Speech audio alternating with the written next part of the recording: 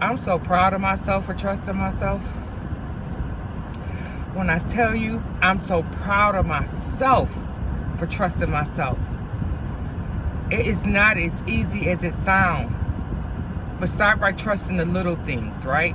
Start by trusting the very small details that don't look like they surmount to anything. Trust that, right? It took so long for me to trust myself. I spoke myself into, I talked myself into trusting myself.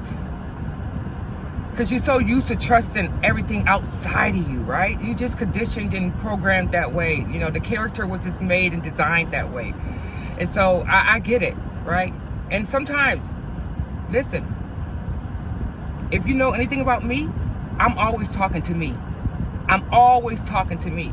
But I turn the camera on just in case when I'm talking to me, something about the conversation that I have with me resonates with you. So I take my chances, right? And let you in on my conversations. So with that being said, trust yourself. Please learn to trust yourself. Start with the small stuff and then it'll increase. But there's so much value. There's so much peace. There's so much freedom and trust in you.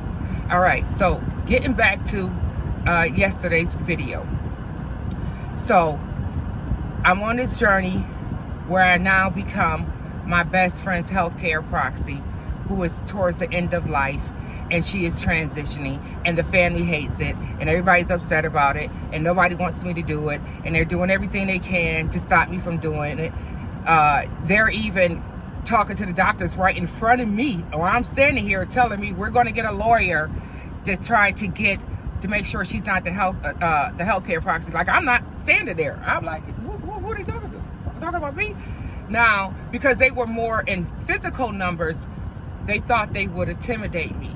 But I was so calm and so peaceful and so graceful because I knew what I was supposed to do, and I trusted me, and I trusted her, and I trusted the moment. I trusted the journey.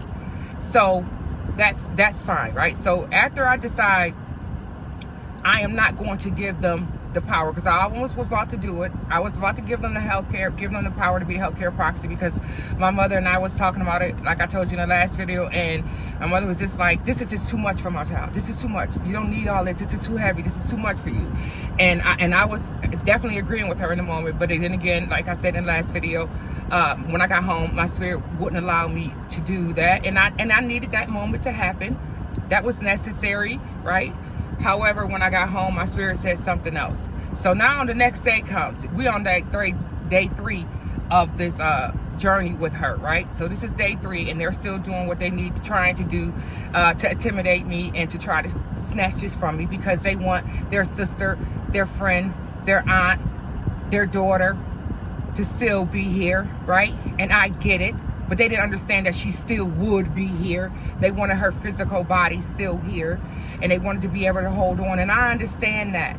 But when you understand that you can never die, and she wasn't going anywhere, that all I was doing was what she wanted me to do, first of all, and second of all, was giving her spirit the chance to be free from a body that no longer served her.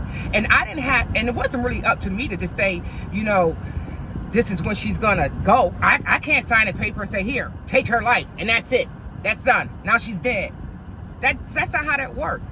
That's not how that works. I don't have the power to do that, right? Whatever time she was allotted on this earth, that deal was sealed before she even got to this earth. That contract was already made before she got here. I was just part of the puzzle towards the end, right?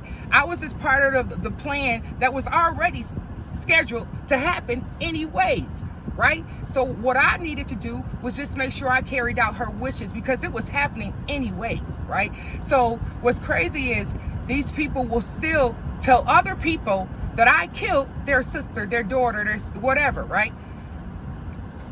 I don't have the power to do that. And so at first, when I first heard it, I was hurt and I was angry and I wanted to defend myself, and I realized that wasn't my cross to bear at the time. There was no energy for that. When I have a friend who I need to help unburden, when I have a friend I want to help lighten their spirit before she transitions and she drops this body, who I have a friend my friend is laying here, and I want her to transition with no fear, with all peace, with as much understanding that she can get in that moment. I wanted to be a part of that. I wanted to be a part of her healing towards those last moments and that last days. Please don't carry anything from this world with you where you going. Please don't be that bad lady. I know you see what's going on, and I know you hear all of that. Leave it. Detach from all of that. Even detach from me. Do you understand? Leave it all here. That's not none of yours to carry. Whatever you holding on to right now, whatever you holding on to right now, that's causing you some discomfort right now, and whatever your mind is showing you, whatever is stirring up inside of you, because at this point, this is day 3. By this point, she is no longer communicating, right? So I needed to go in there and make sure I do what I need to do for my best friend. So on day 3, when I make up my mind, I'm keeping the healthcare proxy. I'm not giving it up. I pull up to the hospital the next day. Now this day, I have intentions on going to do some work. I'm getting in work mode. I know what I have to do. I'm about to be about my business. And I'm about to be about her business. I am that I am. I'm about to go do what I need to do. So I pull up to the hospital. But this time, I don't want to interact with them. I don't want to give them any energy before I get to her. I don't want them to try to suck some of the wind out of me. I don't even got time to help to try to even talk to them or explain anything. I want nothing to do with you at this time. I need to get to her. So when I pull up to the hospital, I'm speaking with so much passion because when I'm telling this story, I feel it, right? I can feel it. I can see it. I'm in that moment again. And I'm so passionate about this that it may come across as a little aggressive or a little, I don't know. But I make no apologies for that. I just want to give you a little back in story side of why it's coming across like that today. You just don't even know. So this day that I pull up, I say, I don't want to deal with them this day. I don't want to deal with them. Now, normally it's a whole bunch of people in the hospital, all surrounded. Everybody want to be there when they think it's about to be over, right? It's funny how that happens, right? But I judge not. Let's move on. So I say, I don't want to deal with them this day. I pull up to the hospital. I sit in the car. Before I just jump out and run into the hospital this time, I sit in my car and I sit with myself for a while. I calm my spirit. As you see, I'm calming even now as I tell the story, because this is really how it happened. I calm my spirit and I turn my whatever my playlist or whatever it is, I don't know if it was YouTube, whatever I was listening to, I turned into some music, a frequency to connect with my ancestors at that time. So it was some frequency playing in the background to connect with my ancestors. So I go into this meditative state and I connect with myself. And I find myself calling on my ancestors for protection and help in this moment. So I'm telling them what I want to do.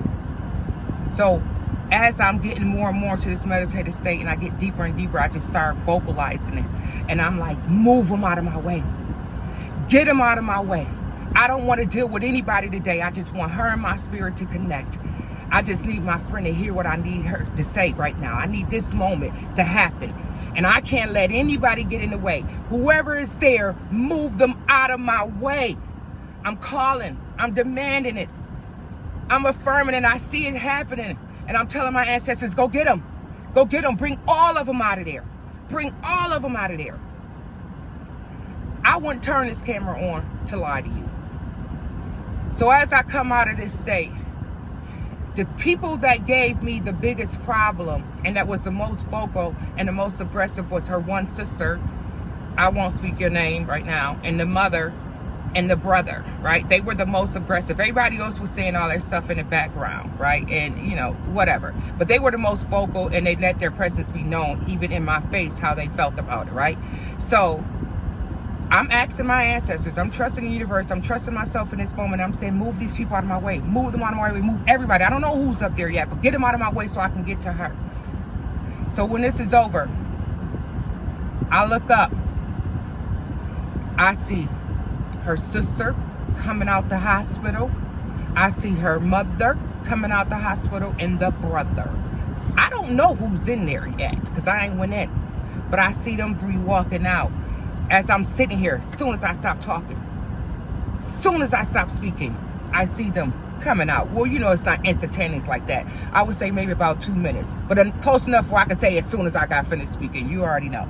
So I see them come out, and I'm overwhelmed with emotions and gratitude, and I really can't believe what I'm seeing right now. So before I can even get in there, I stop and I call my mother, and I'm screaming, and I'm telling her what just happened, and I'm crying, and I'm so grateful. I go in, I say, Ma, can you believe what happened?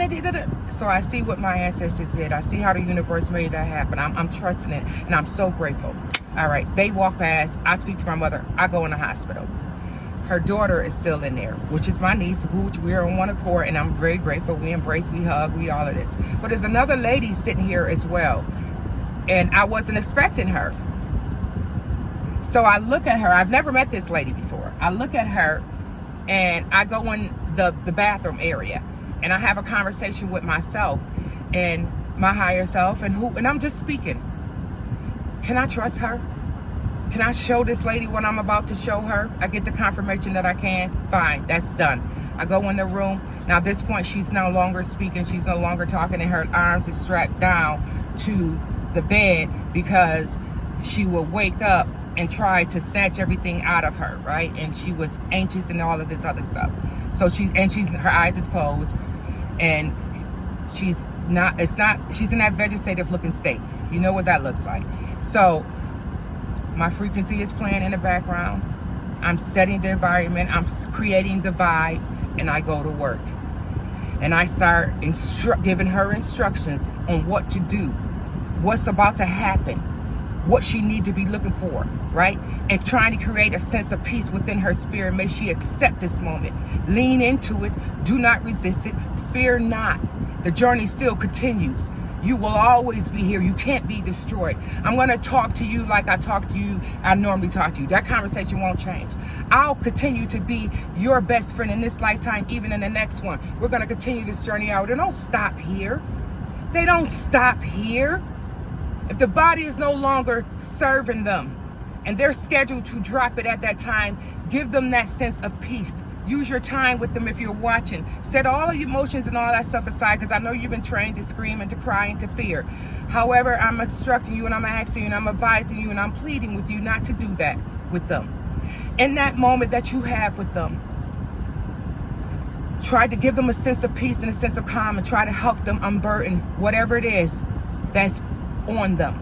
You'll know what to say. I can't tell you what to say. I can't tell you what needs to be unburdened. I can't tell you what needs to be lifted off. I don't know that. But if you trust your spirit and you trust that moment, it'll come to you. So I'm telling you, and I'm asking you, please trust yourself. If you're sitting with somebody who is about to transition, or they looking like they about to transition, you don't set the time and date for that. You don't know when it's going to happen. None of us do. So use every moment and every second. Block out every ounce of negativity and everything that you've been trained to know. That was all a lie. They still live, right? So give them peace in that moment. You don't want them dropping their body with any fear. Try to give them some understanding. I don't know what else to tell you to do in that moment. You, again, have to trust your spirit. Thank you for listening to my story. There's one more little part of the detail I want to tell you, and I'll tell you the next visit and the next video, and then I'll wrap this story up. I just hope that it helps somebody who may be sitting in a place that I was in, who may have to experience what I did. Stand firm in what you believe. Trust yourself. Trust that you are walking with purpose. Trust the journey. And do what you need to do. That's all I got to tell you. All right, we'll talk more in the next video.